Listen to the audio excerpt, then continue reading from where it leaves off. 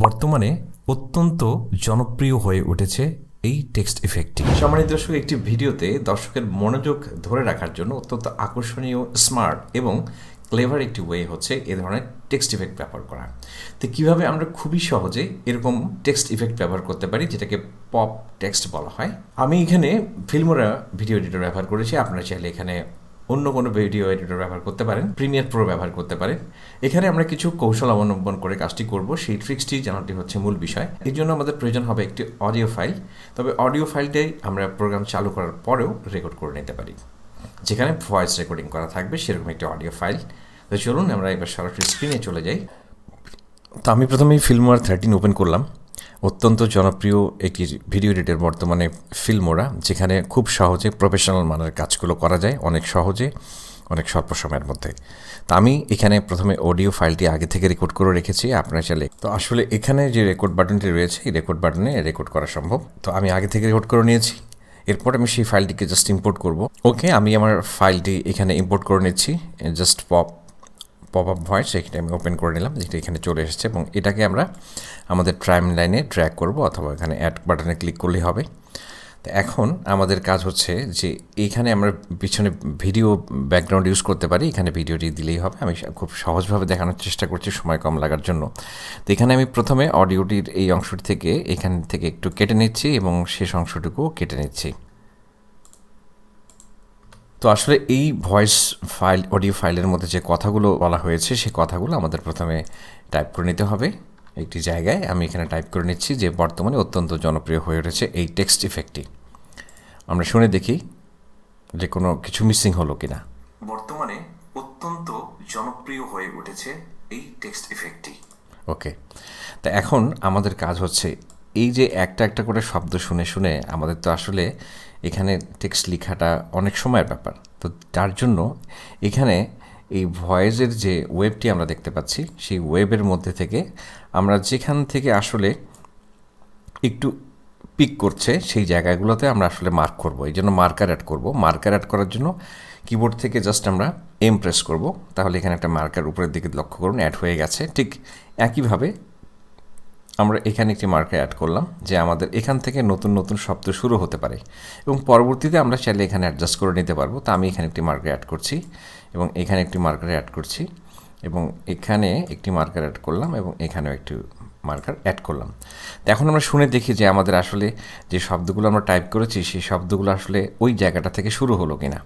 ওকে, বর্তমানে অত্যন্ত জনপ্রিয় হয়ে আচ্ছা, হয়েটা আমার একটু মিসিং হয়ে গেছে, তো আমি এটাকে এখানে দিয়ে দিলাম। উঠেছে এই জনপ্রিয় হয়ে। ওকে, তাহলে এইখানে আসলে হয়ে শব্দটা এসেছে, আমি এখানে দিয়ে দিলাম হয়ে উঠেছে এই টেক্সট ইফেক্টটি।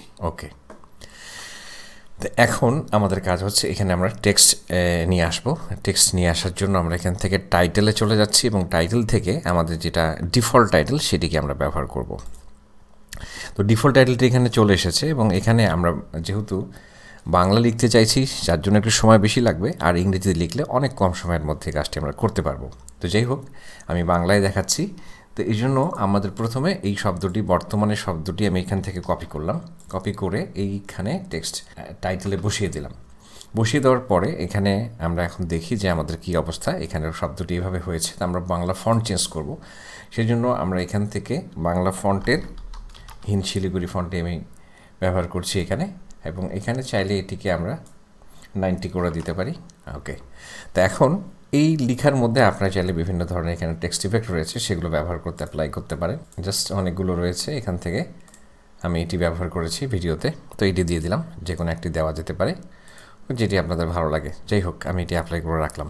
তো এখন এখানে আমরা যে কাজটি করব সেটি হচ্ছে অ্যানিমেশন অ্যাড করব। তো অ্যানিমেশনটার জন্য আমরা এখানে ভিডিওতে চলে যাব, এবং ভিডিও থেকে এখানে অ্যানিমেশনে আসব, এবং এখানে অ্যানিমেশন প্রিসেট অ্যানিমেশন, এখানে এসে প্রিসেট মোশনস, এখান থেকে আমরা জাস্ট এখানে ডাবল ক্লিক করব, বুম, দেখুন, এবং বুমে ক্লিক করার সাথে সাথে কিন্তু আমরা দেখতে পাচ্ছি পরিবর্তনটি।